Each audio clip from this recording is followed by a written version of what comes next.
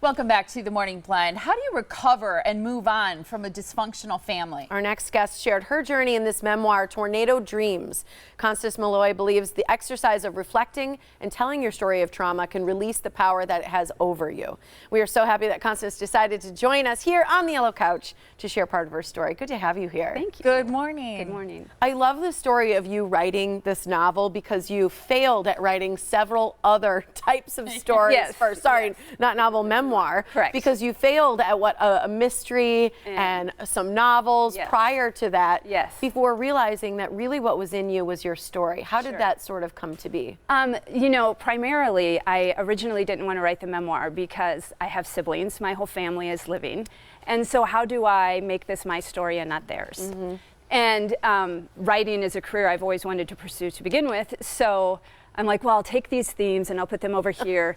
And that just did not work. And so eventually, after my husband kind of encouraged me to finish something, I Finish what you started. This didn't work. Right. Let's move on to something that will work. I realized it's really just the memoir. And that to really tell the stories as they are, they need to be told truthfully. Yeah. And talk about the exercise of writing a memoir, because I thought that was an interesting part of your story, too. Yes. So I didn't, even though I write and I like writing fiction, I had never considered writing a memoir. So I turned to a man named William Zinsser, who is known for teaching personal narrative writing.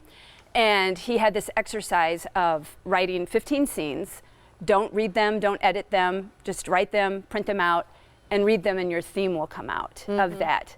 And that, once I did that, very quickly I realized the theme is just really about myself and my parents. Yeah. And how their relationship affected my ability to have relationships as a young adult. Now, you are estranged from your father, is that correct? Mm-hmm. And you kind of label him as a narcissist. Correct. How was their relationship? How did it affect you? How did that create dysfunction in your family? Sure. So my father is narcissistic. He was a prolific cheater. My mother is very passive aggressive. And anytime anything would happen in our family, within minutes, it was all back to normal. Mm-hmm. You know, you could have these very tense moments that everybody's shaking in their shoes, and as soon as it's over, you act as though nothing took place. So it trains you to be in situations that you know are harmful to you and not be able to respond to them as you should. Mm-hmm. And so as you grow up and then get into relationships, which I would consistently find myself in a relationship with a man like my father, and I would immediately become my mother.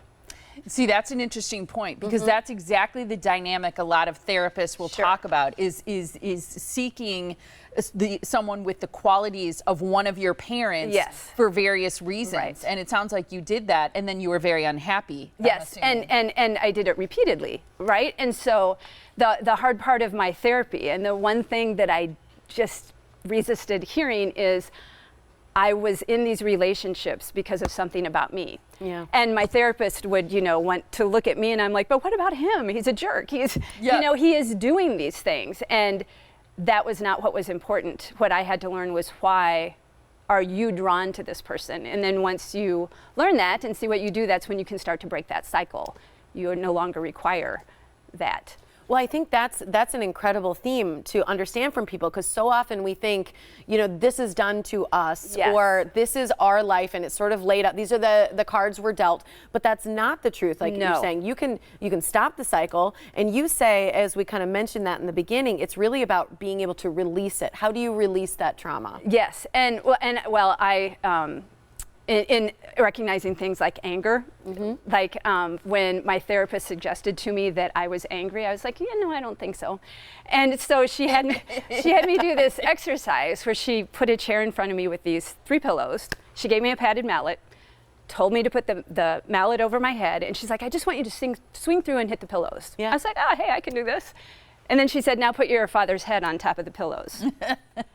And the mallet, which maybe weighed a pound, was suddenly 50 pounds. It drove me into the back wall. I blacked out. And I came to with her right here going, so do you still think you're not angry? I'm like, well, let's think about that. But so with that, in that moment, I recognized my anger. We ran out of time, but Oh, sure. I have to know what your living relatives think about this book very quickly. Sure.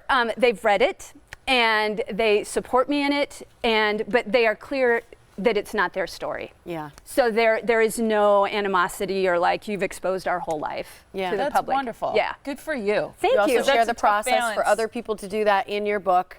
You've got a book signing on Saturday, May 18th at 7 o'clock. It's at the Delaware House in Bayview. You can learn more at constancemalloy.com to get a copy of Tornado Dreams. Thanks Thank for being you. here. Cool Yeah. story. Wonderful to meet you. Nice to Good meet for you you. too. Appreciate it.